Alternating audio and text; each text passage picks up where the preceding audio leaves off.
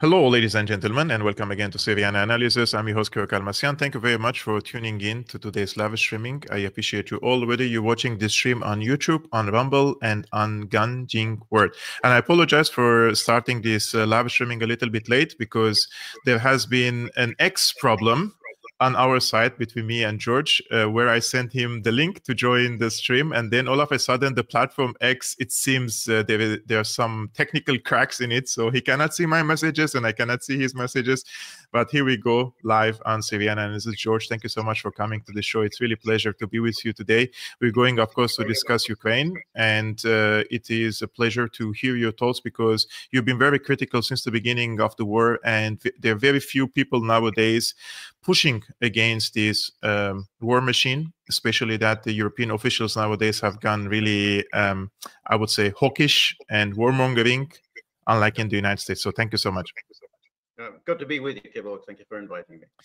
I was writing today an article on Substack, and I would like to a little bit give context for the people watching this. While President Trump has ordered a pause on U.S. military aid to Ukraine following his heated Oval Office drama with Ukrainian President Zelensky, European leaders have seized the initiative to continue challenging Russia's offensive. But as Europe ramps up its rhetoric and resources, questions are mounting about the wisdom of this approach and whether it risks plunging the continent into an even deeper conflict. Starmer, the UK Prime Minister, has announced an increase in defense spending, framing it as an opportunity for young people to find pride and purpose in their jobs. Meanwhile, European Commission President von der Leyen has unveiled the ambitious Rearm Europe initiative, mobilizing close to 800 billion for, quote, a safe and resilient Europe. She said, "This is a moment for Europe, and we are ready to step up."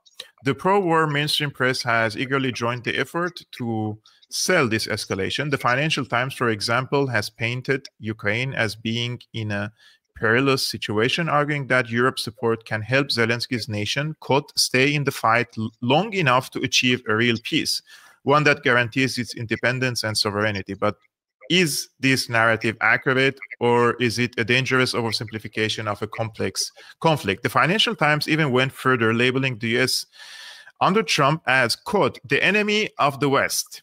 So this stark language reveals the deepening divisions between some European countries and the United States. However, it's important to note that not all European nations are on board with this aggressive stance. Countries like Hungary, where George is at the current moment, Slovakia, and even Italy have rejected sending troops to Ukraine. Italian Prime Minister Meloni dismissed an offer from Paris and London to contribute Italian soldiers to a European force in Ukraine. And at the same time, Hungary, under Viktor Orban, has gone a step further by blocking EU security guarantees for Ukraine and new military aid. So, of course, this sparked a lot of outrage among the pro-war camp, with some even suggesting that Hungary should leave the EU and NATO if it, quote, loves Putin so much. But is Orban's stance really about affection for Putin, or is it a pragmatic decision to prioritize the safety and interest of his people? So those are some of the notes that I wrote today after reading all the news happening. But first things first, I want to take one step back with what happens in the Oval Office. And today, the possible chancellor of Germany, the potential chancellor, Friedrich Merz, he said that the United States deliberately orchestrated Zelensky-Trump Oval Office clash. And he said that this was manufactured escalation in this meeting. When you watch the video, I watched the entire thing, George, I just found out that it started well and it was going well until Zelensky wanted to be argumentative with J.D. Vance and pushing against the United States, saying, what kind of diplomacy are you guys trying to pursue? Russia has violated so many ceasefires in the past. So he was a little bit questioning and doubting the capability of the United States in imposing a ceasefire agreement there. How did you see this from the beginning? Do you think that this was manufactured by Trump and J.D. Vance? No, absolutely not. Because as you say, the meeting itself was about 50 minutes. And, about 42 minutes went along. I mean, I wouldn't say it was exactly warm and friendly. Nonetheless, it was cordial. And Zelensky had gone into this meeting actually in a very obnoxious, arrogant, condescending frame of mind. And he was repeatedly thoroughly obnoxious to Trump. He kept correcting him. He kept essentially presenting his case and therefore not getting into the spirit of what this meeting was supposed to be about. I mean, let's keep in mind, he was the one who had insisted on this meeting. The ostensible purpose of it was to sign this economic extraction agreement between the United States and Ukraine. The original plan was that it would be signed in Kiev. There was no need for him to come to Washington. But he was the one who pressed for the meeting. But during this meeting, instead of talking about the future and how the peace and the cooperation with the United States, he kept relitigating the war, constantly denouncing Putin, and rehearsing all his grievances against Russia. And Trump had actually been on his best behavior. He wouldn't be provoked by Zelensky. He wasn't even provoked by the fact that Zelensky had several times corrected him.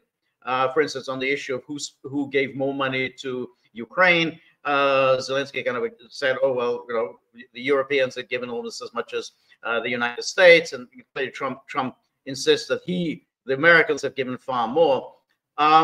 So that, you know, the outburst occurred because you know, there was a Polish journalist who had asked a very stupid question, something like, "Well, you know, we Poles, you know, we looked upon America, we idolized, worshipped America, and now, you know, you're being nice to Putin. You know, this is something we Poles had never, you know, encountered." And Trump had given a reasonable response to the effect that, "Well, what do you want me to do? Do you want me to denounce, you know, Putin, and then I can get on the phone and to him and say, 'Oh, hello, Vladimir, how's it going? You know, can we get a peace agreement done?'" And he said it doesn't work that way. And then J.D. Vance, who you know, who often just supports the president, but presents his ideas a little more eloquently than Trump does, said, "Yeah, that's the thing. You know, this president is committed to diplomacy." And it was at that moment that Zelensky just launched into this attack on J.D. Vance. You know, what kind of diplomacy can you have with Putin? You know, he breaks his word and everything. I mean, he was lying, of course. Zelensky was absolutely lying in his account of the diplomacy, because there had been a lot of diplomacy with Russia, and it was Ukraine that had broken its word on the issue of the Minsk Accords.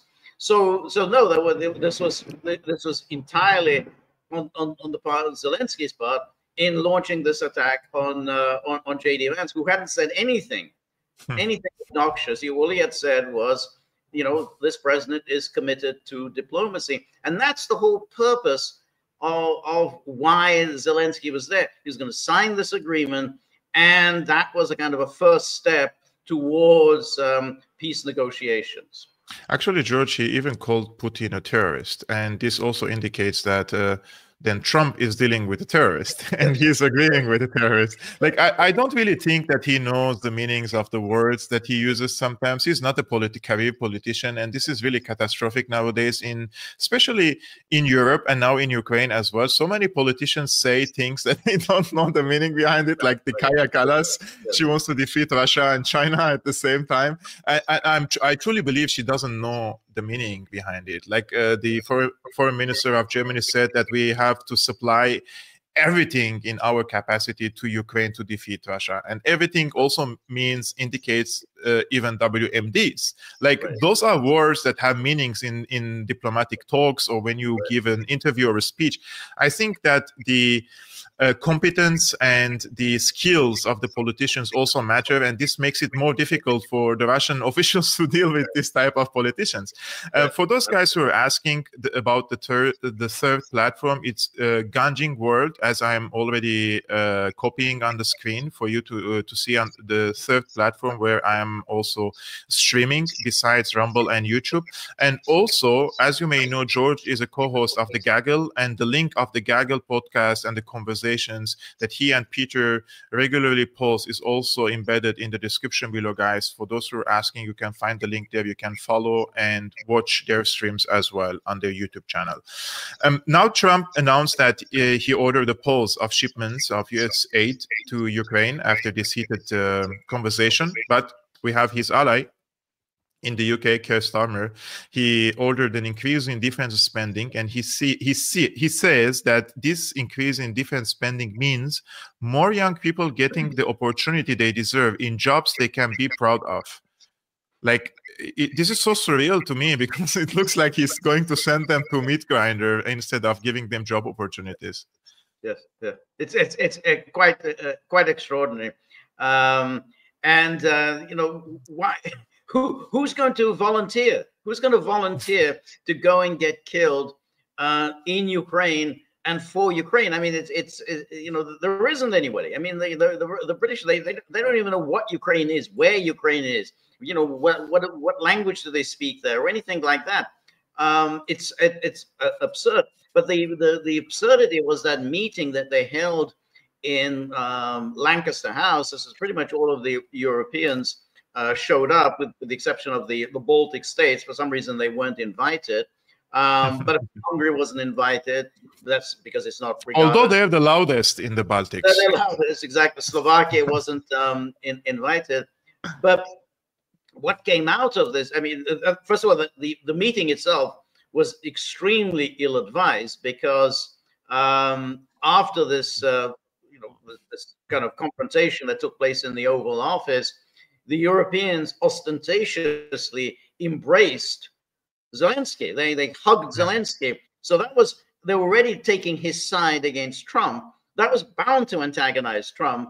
You know, so in other words, rather than, you know, basically cancel this meeting and then but urge Zelensky to make amends with Trump, they ostentatiously embraced him, taking his side. And then you had Kaja Kallas declaring that, you know, well, the free world needs a new leader. You know, this is the time for Europe to step up. All of this was bound to infuriate Trump, but nothing really came out of this meeting at Lancaster House. I mean, the media built it up. Oh, this is the peace plan, the EU peace plan. But there was no peace plan. In fact, it's a sabotage of the peace plan. In other words, it's how do we make sure that there is no peace plan? By putting front and center the issue of the security guarantees, that guarantees that there's going to be no peace. Because essentially, once you've got this security guarantee, then there's no need to negotiate. What's there to negotiate? Well, you know, we've got a guarantee. The British, the French, and they're coming in on my side, with, you know, without anything, without any commitment on my part. Why should I negotiate? And that's the whole point. The Europeans stepped in precisely in order to sabotage any possible deal that Trump has in mind. That's why they keep talking about the security guarantees, because it makes no sense otherwise, because security guarantees, that's the last phase of any deal. You first of all have a peace agreement, then you start discussing how do we implement it. Do we need peacekeepers? Where, you know, what kind of peacekeepers? Where should they be based, and whatever. You don't just simply say, well, we're going to have security guarantees and then we're going to talk about peace. So that was the whole purpose. Make sure that there is no peace. And that's why Obama came up with that 4-point plan. The 4-point plan is exactly what, you know, NATO, the US, and everybody has been talking about for 3 years, which is, oh, we're going to keep sending arms to Ukraine. No stopping there. We're going to have this the security guarantees. We're going to keep up the economic pressure on Russia, and even after the peace, we're going to keep pouring in more and more arms. How on earth is that supposed to have anything to do with peace? How on earth can they possibly expect Russia to accept this? Yeah. One of our friends asking a legitimate question here. He says, J.D. Vance, no, not this one. So he says, what about J.D. Vance and the division of labor? The U.S. wants to continue the war behind the curtain. Like, they want to push the Europeans to be on the forehead against Russia so that they could save some money and energy for a confrontation with China or with Iran. Do you see that there is this intention from the Trump administration?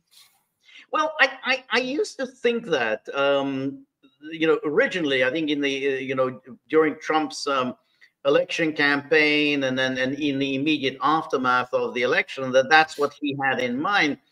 But he seems to be serious about a peace agreement. I mean, you know, he's talking about peace. And he seems to be serious about improving relations with Russia. Now, it's the Europeans who are absolutely adamant that they don't want to have anything to do with that. They don't want to have any improvement in relations with Russia, and they want this war to continue. And so I don't quite see any longer that that's the Trump plan. I think what Trump's plan is that he certainly wants the Americans to focus on China, but I think he wants to bring this war to an end. I mean, it's not because he has any fondness for Russia. He just thinks this is a distraction, that there's no reason for this. And he thinks, and I think here he's being somewhat naive or over-optimistic, he thinks that he can break up the Russia-China alliance. I don't think that's alliance or partnership or whatever. I don't think it's going to happen, because this isn't really the way it was in the Cold War, because in the Cold War, there were divisions between the Soviet Union and China that the United States was able to exploit. I don't see any real divisions. I mean, why would Russia and China start, having bad relations? I don't, over what? I mean, there are no territorial disputes. There are no ideological disputes. There are no economic disputes. So why would Russia suddenly decide? And there is no ego issue between the leaders. There is no ego issue. There is no ego issue between Xi and Putin. Although Putin knows that China is larger. Yeah.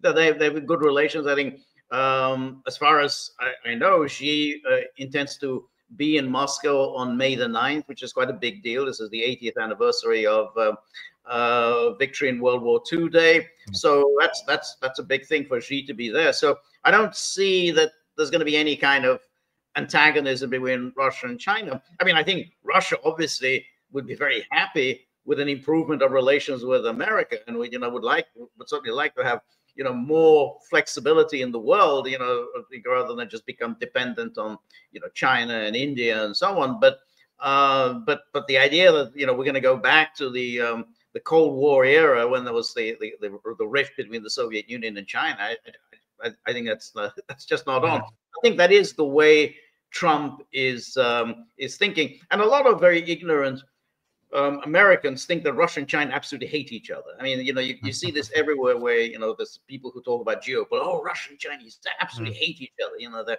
They're really just leave them alone for 5 minutes and they're going to be at each other's throats. I mean, that's just some sort of I don't know if it's a little bit like prejudice against the Russians and the Chinese, like seeing them as uncivilized people who would just tear apart each other. Right, exactly. I think that there's a lot of that. Yeah, always these two primitive people.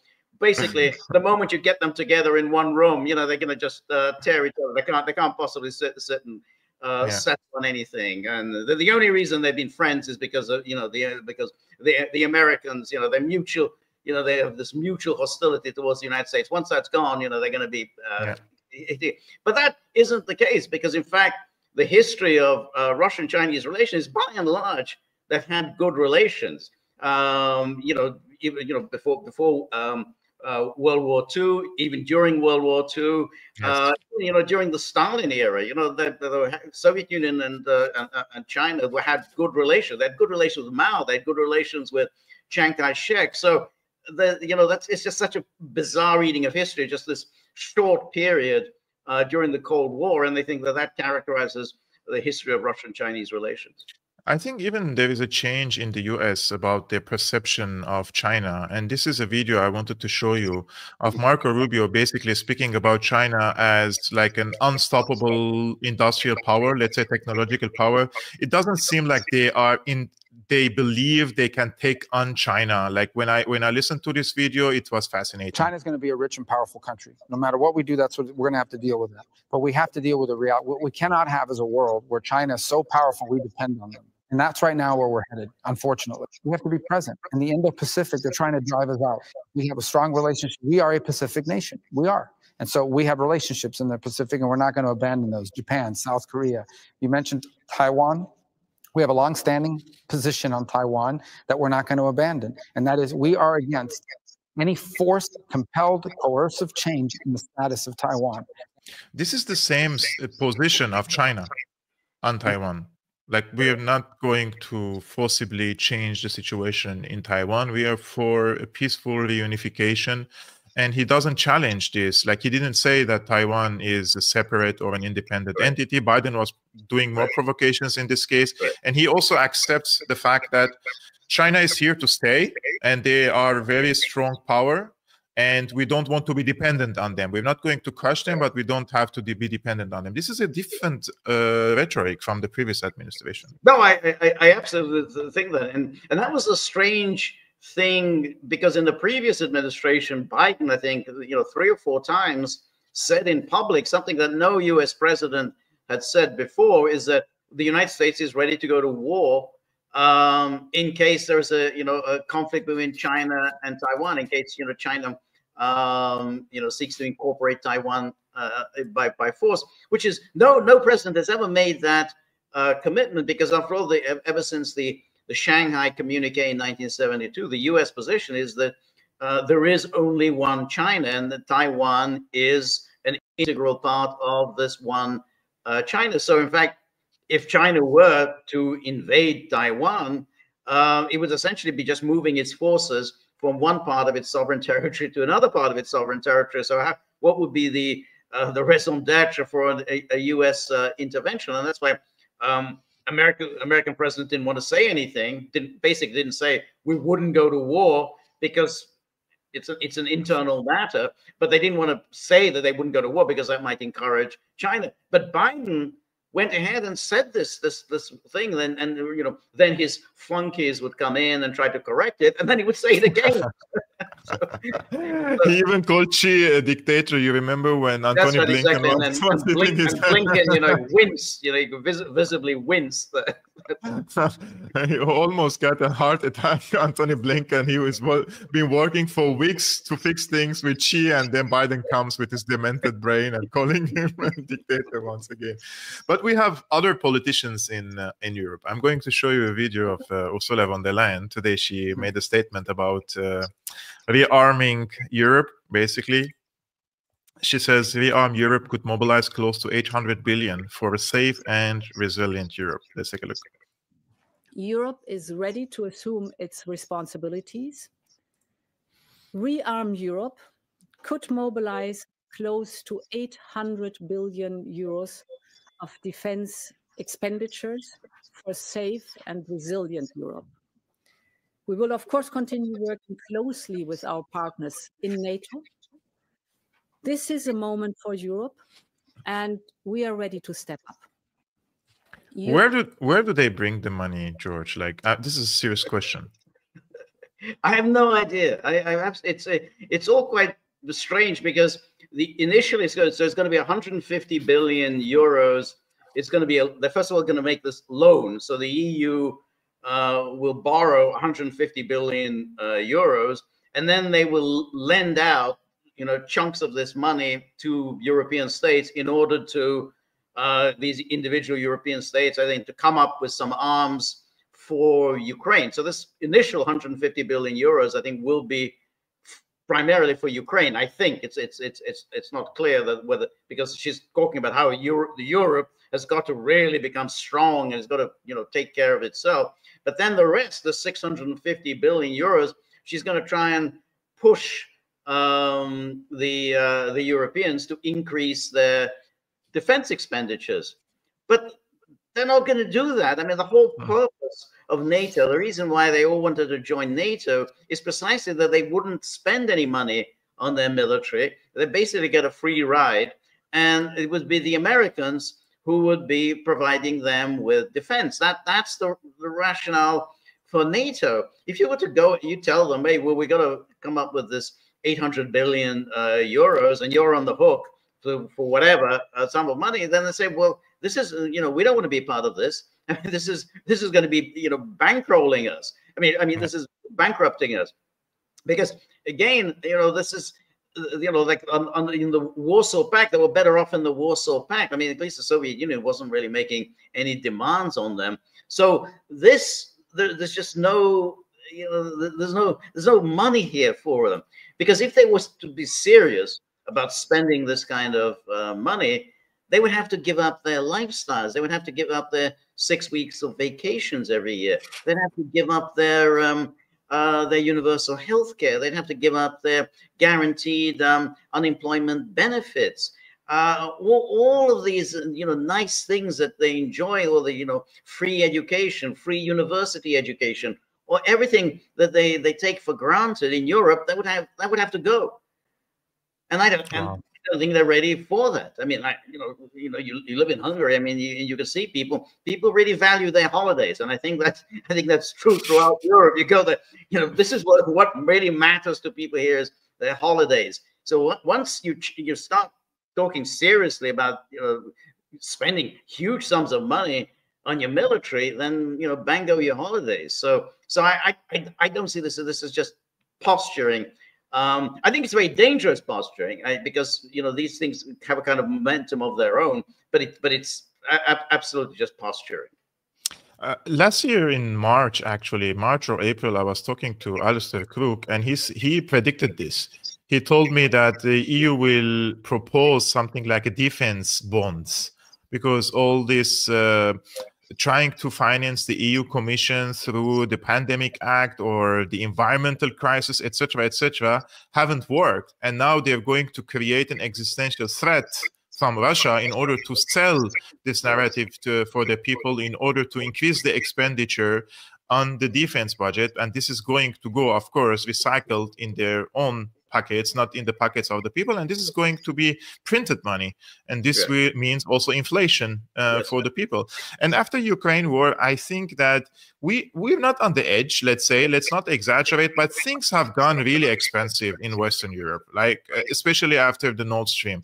Like, I really don't know if the people would tolerate more, let's say, expenses, more taxes.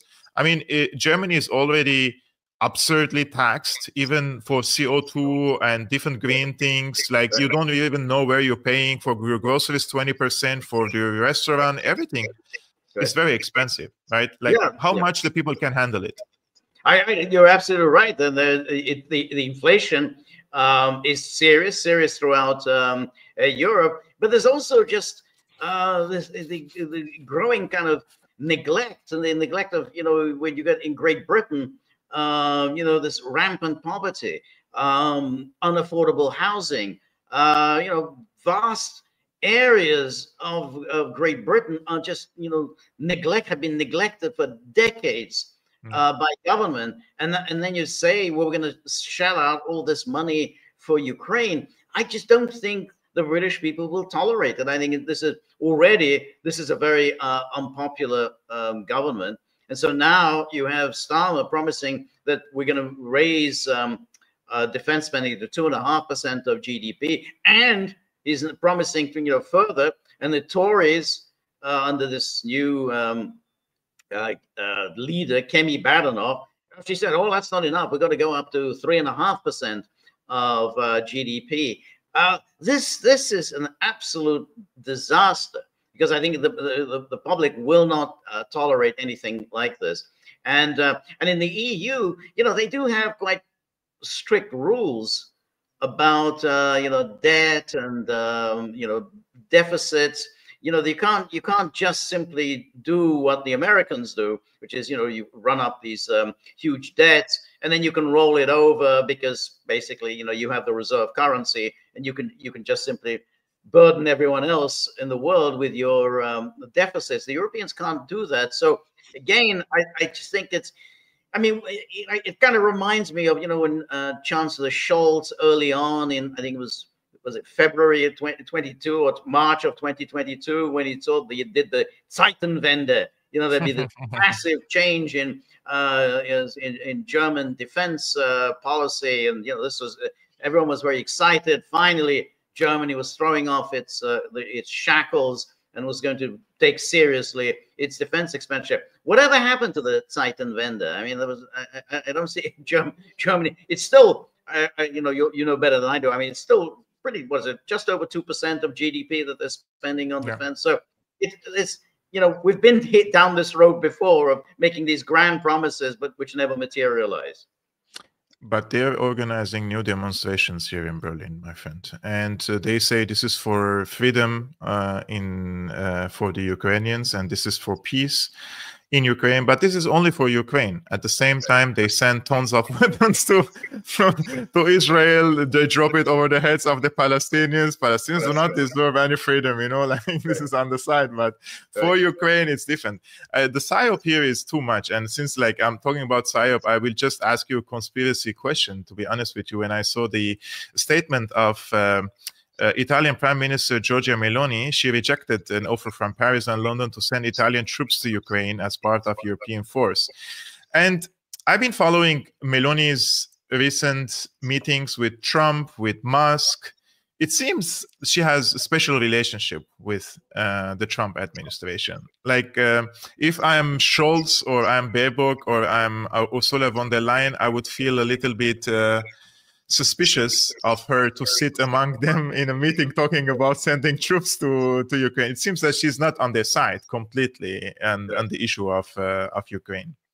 I think that's right. And I think that the G7 meeting recently, or the online G7 meeting, we're again talking about Ukraine. She said, "Oh, she can't take part in it because you know, she's got a meeting with you know, the King of the United Arab Emirates. So she, you know, that's her priority. You think, well, G7, that's your main priority, but no, about the UAE is more important to her. You're right. I mean, she came to power. You know, we were all expecting some kind of a change in Italy, that Italy would now orient itself more in the sort of the Hungarian direction. No, but she embraced Zelensky very publicly, and she's sort of, you know, been, you know, gung-ho for Ukraine. However, she also does have some kind of a special relationship with Trump, and particularly with Elon Musk. I mean, they seem to, you know, openly flirt. There is some chemistry. Yeah, exactly. There seems to be, you know, chemistry. In the way that there's no chemistry between her and Emmanuel Macron. I mean, she pulls faces whenever she's around him. So, so I think that, you know, she does want to have this special relationship. Probably would like to be, you know, America's best friend in Europe.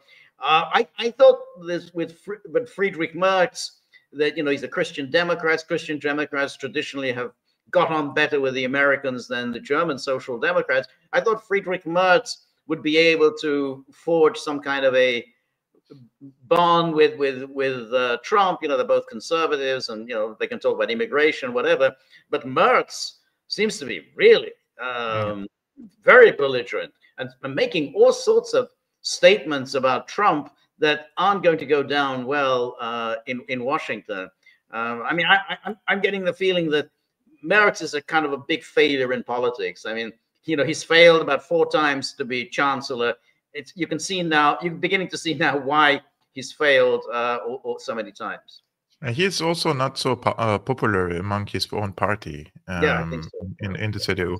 Do you see that he may accept to form a coalition with the AfD, or that is out of the question for the CDU? I think it's out of the question. I really do. I mean, the things he said about the AfD, I think he'll go with the Social Democrats. I mean, I think that it's going to be yet another one of these centrist mainstream coalitions which will not address Germany's problems. So I don't think, and the statements that he's already made, which were contrary to the promises he made during the election about the borders. He said, no, I never said that we're going to close the borders. You know, so it doesn't sound to me like he's in any way heading in the direction of the AfD. We have a fresh statement from Justin Trudeau, just dropped on X. I just received it now privately. So let's see if together what he has to say. Trudeau half threatens and then gaslights Americans for electing Donald Trump. He says, we don't want to see you hurt. I want to speak first directly to the American people. We don't want this. We want to work with you as a friend and ally. And we don't want to see you hurt either. But your government has chosen to do this to you. Oof. Tough guy. Tough guy. I mean, ever since Trump started the whole Governor Trudeau routine, I also have difficulties now. Also, just refer to him as Prime Minister Trudeau. It's like Governor Trudeau. No, I just think he's an entirely inconsequential figure. But like Chancellor Scholz, I mean, I'm a little puzzled as to why is he still there? I mean, I thought it's like he down long ago. He's still prime minister. I mean, there has to be some kind of a swift change of power. When you say that's it, I'm stepping down, then that's it. That should mean I'm stepping down, not that I'm just going to continue as before. Yeah. We have a sane politician when it comes to the Russia-Ukraine issues, and that is Viktor Orban. Mm-hmm. And he has been bashed on social media platforms for Hungary just blocked EU security guarantees for Ukraine and new military aid. Jason J. Smart, he is a Russia lifetime ban for anti-Putin work. He says, if Hungary loves Putin so much they can leave the EU and NATO, no one will miss them.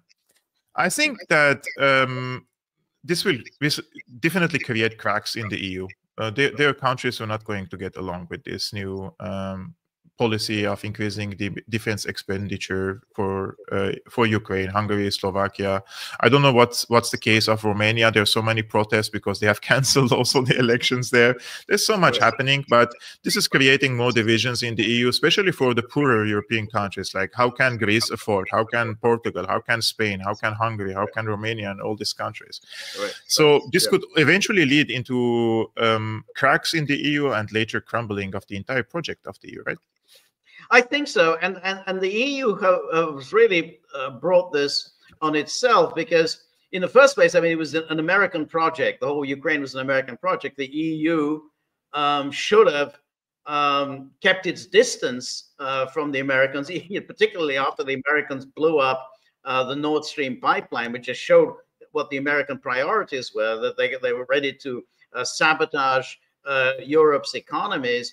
And then all of the various sanctions against imports of Russian energy, all of which helped the Americans.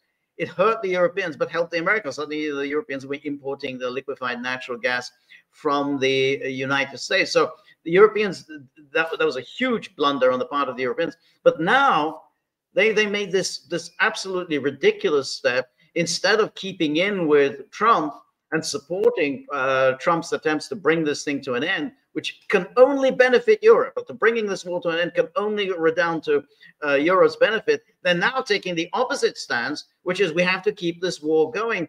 And therefore, with all the dangers that come with it, all the, the spillover into Europe and all the, economic impoverishment that will go with it. And this makes absolutely no sense. Because I thought that what would happen is, Trump would make an offer.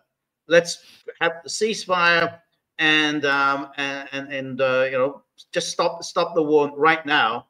And I thought that what would happen is that the Russians would say, no, we're not going to have a ceasefire because we haven't yet accomplished all of our goals. And then Russia would be deemed to be the bad guy, and then Trump would escalate against Russia. That would, then the Europeans would get that great, Americans and Europeans were all on the same page against Russia.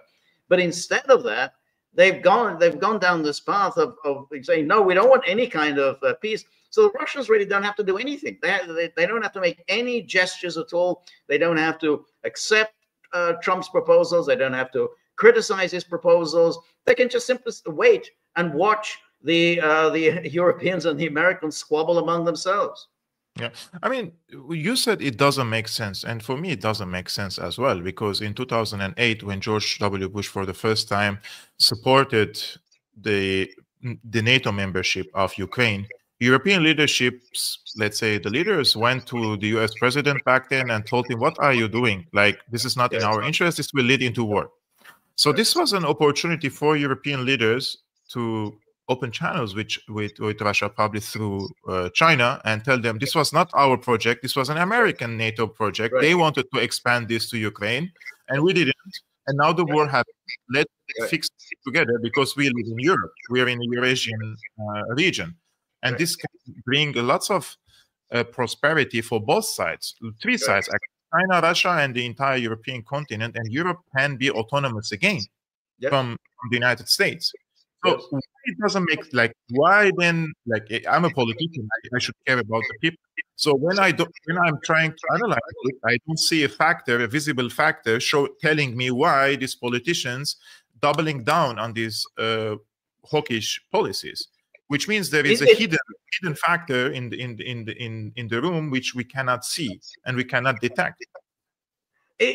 I guess so, but I fail to see how Europe in any way benefits from this, from continuing with the war. Because if the United States position now will be, and I don't know, I mean, Zelensky is making, very frenetic overtures to Trump, and maybe things could change. But as things stand, essentially, Trump is dumping Ukraine into the Europeans' lap.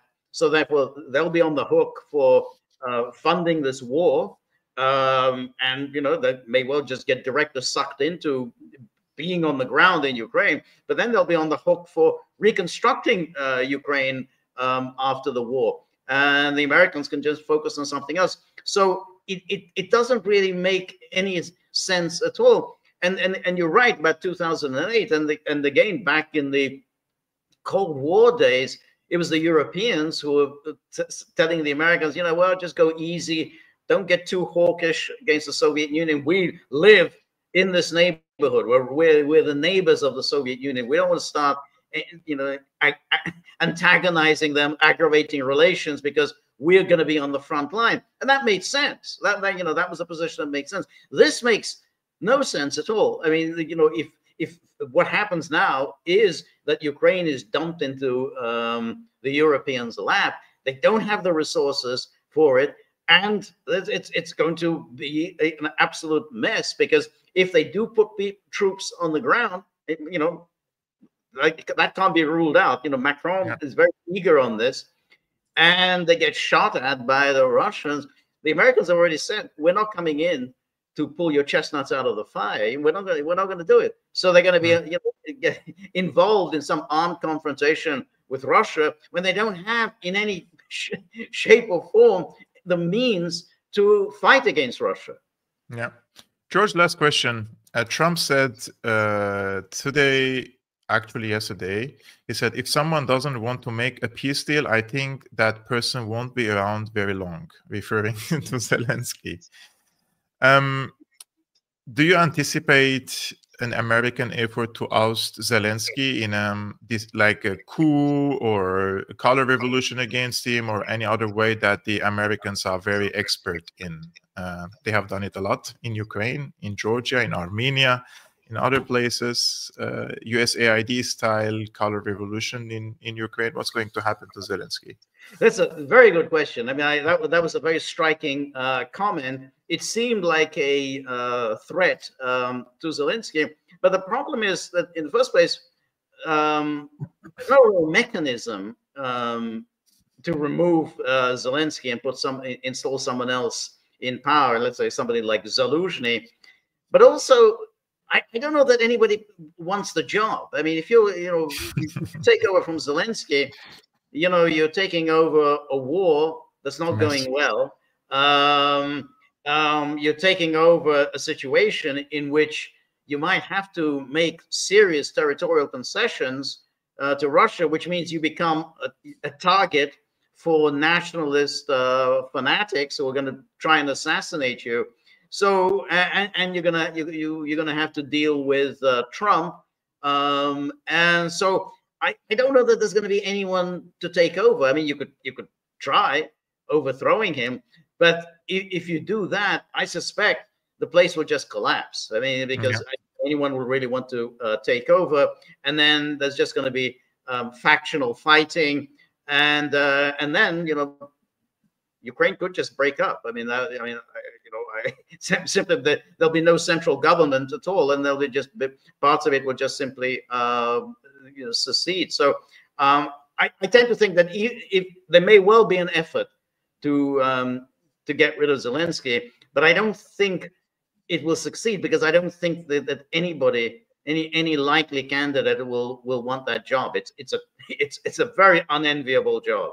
Yeah, we will keep an eye on this. I mean, you guys also saw what happens when you destroy a military in any country, like for example in Syria. The military is the backbone of the state. When the leader is gone and the army is crumbling, the country just disappears from the map. And there have been so many countries which disappeared in history, and Syria is not an exception, and Ukraine is not an exception. So this has been the warning that I truly and genuinely was trying to deliver to our Ukrainian brothers and sisters for almost 3 years now. And this messaging has been framed as a Putinist talking point, as a Kremlin talking point. But this has been proven to be true after 3 years. There was no way mathematically, manpower, artillery power, economic power, or the alliances to defeat Russia. And the defeating of Russia means the dismemberment of Russia, means regime change in Russia, which eventually means a nuclear exchange.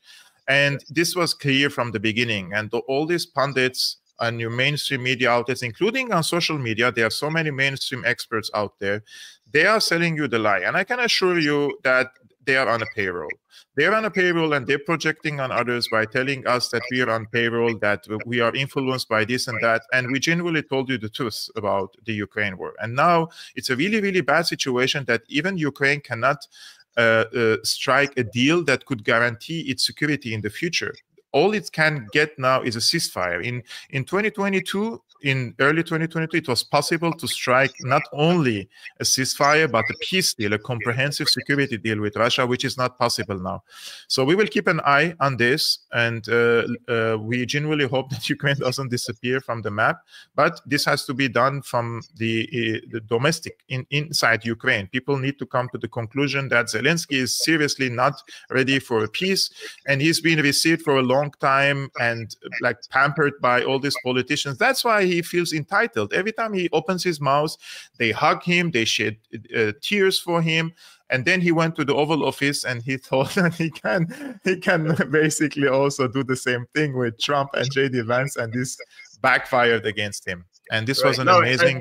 Yeah, you're absolutely right. He's been an absolutely catastrophic leader, because he has led his country into a catastrophic war. And he listens to his all the Western media, and the Western media just, we can't do anything for Putin. We can't possibly give we can't surrender to Putin. We can't make any concessions to Putin. But what's the plan? The plan then is, let's just continue the war, and let's just see the complete destruction of the Ukrainian people. It's complete disintegration of the state. That's the plan. We got to stick it to Putin. Yeah, and the Ukrainians will feel the pain of the demographic deficit in the next 10 to 20 years, which is not yet now visible, but there are so many things that they're going to face in the near future. We really hope them peace and stability, and we hope that the peace agreement would be reached anytime soon. George, this was an amazing discussion with you. Thank you so much for coming to Syriana Analysis. I really enjoyed it. It is my pleasure. And guys, George is the co-host of The Gaggles. The link for his podcast, which he does usually with also Peter, is in the description below. You can follow him. If you're liking this conversation with George, simple thing to do is thumbs up, subscribe to Syriana Analysis. And if you want to do more and support independent journalism, you can become a patron, patreon.com/Syriana Analysis, or there are other means in the description below. And I will see you tomorrow, 5 p.m. Central European Time, 11 a.m. Eastern American Time. I will definitely speak about Syria today, Palestine, and Egypt. So stay tuned for that. We'll see you tomorrow. Peace be upon you, and peace be upon you, George. We'll see you soon. Thank you.